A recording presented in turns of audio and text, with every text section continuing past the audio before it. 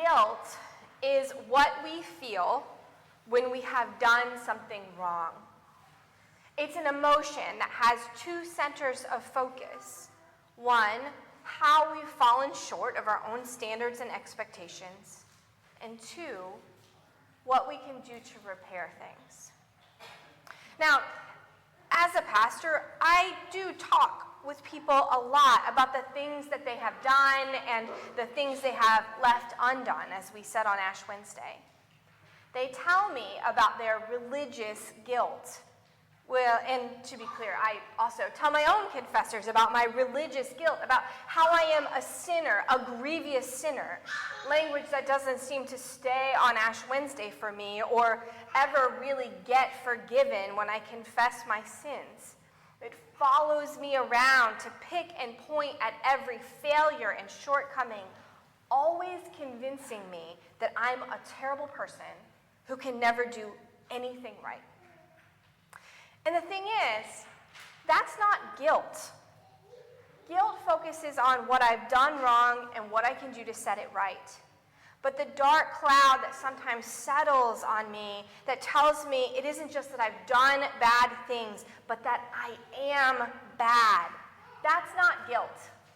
That's shame. And while shame can sometimes help us not to hurt one another, can kind of put some curbs on our bad behavior, for most of us, our shame is in overdrive. And shame drives us from one another. But God forgives our guilt and our shame, reaching out with compassion, empathy, and reconciliation. Now, it is strange to me that the man and the woman in the garden didn't seem to feel guilty when they ate something they were commanded not to. Further in the story, when they hide from God and God asks why, the man says, "I was afraid because I was naked."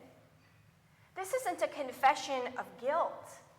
It's an expression of shame. When the woman and the man eat the forbidden fruit, they do in fact see as God sees. They're exposed. They see themselves immediately as imperfect and inadequate, unable to uphold the simplest of God's commands.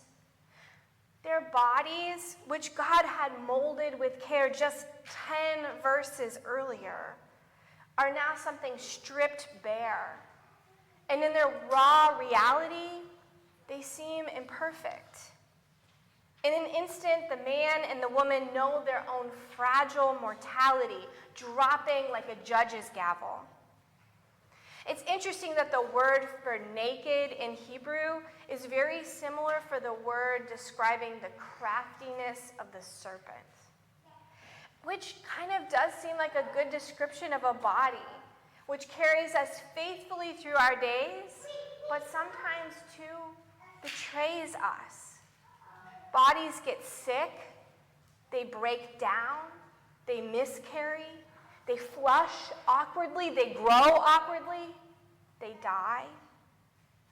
The man and the woman see now that they are incapable of eternally sustaining their bodies. God had given them the tree of life, but now that is lost. Their death is not immediate, but it is inevitable in so many years, in a lifespan, if they don't die of shame and embarrassment first. They were perfect once, they thought, before this stupid snack. And how many doomed weight loss programs hinge on a thought like that? I was perfect once, and then I screwed it all up. There's that shame again.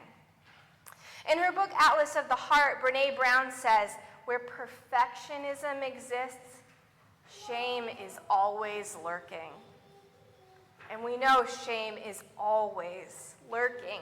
We know that voice that whispers, that questions who we even think we are, like the devil in today's gospel story, if you are a child of God.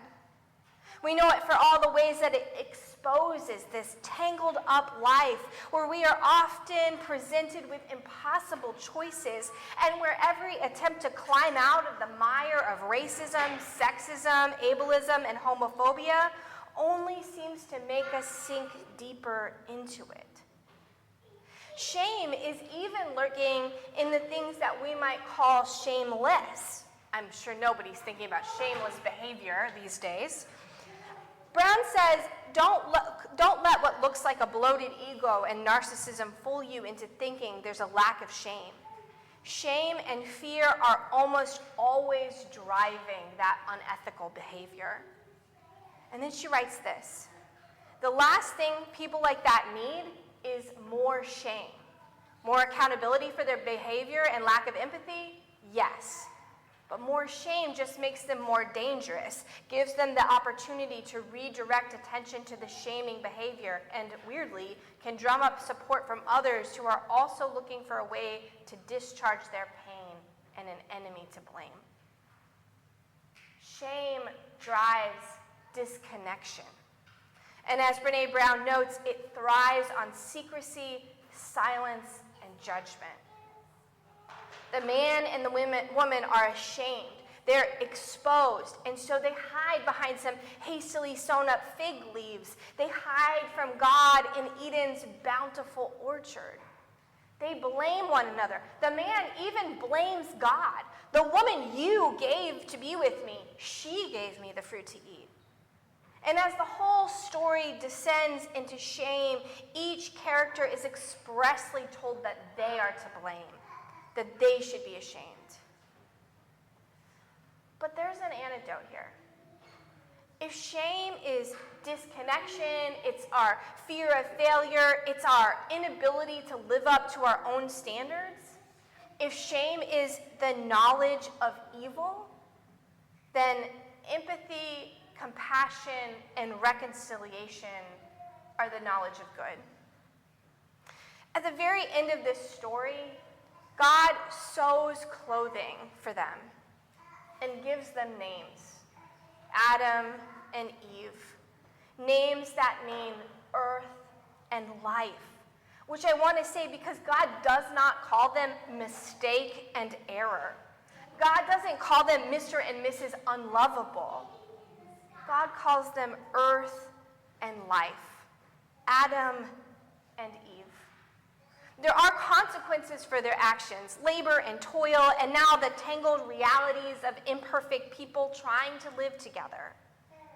But when God sees them in their shame, God moves toward them, names them, and clothes them, meeting them with empathy and compassion and reconciliation.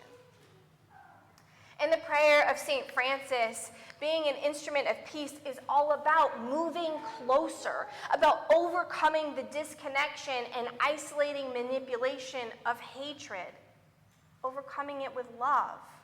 It's about confessing the pain that we cause each other and seeking forgiveness and reconciliation.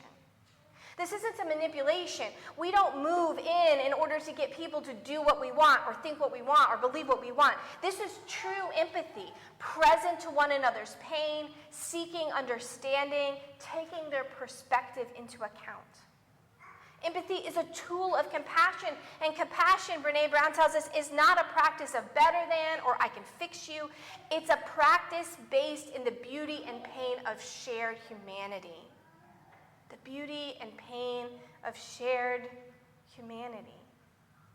God's ultimate antidote to the fall is God made flesh, Jesus Christ.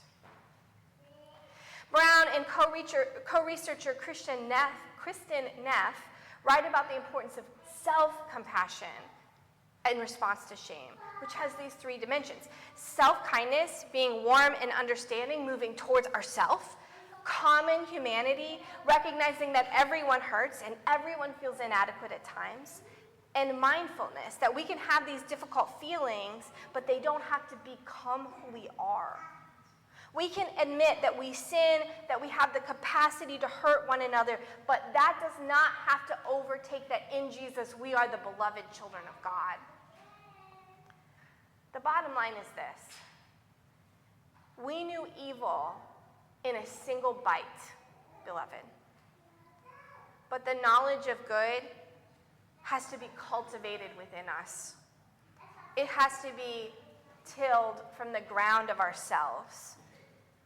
But we know what is growing here because God has shown us compassion and love and reconciliation.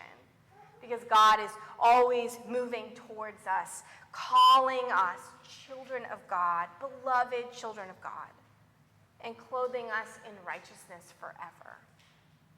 Amen.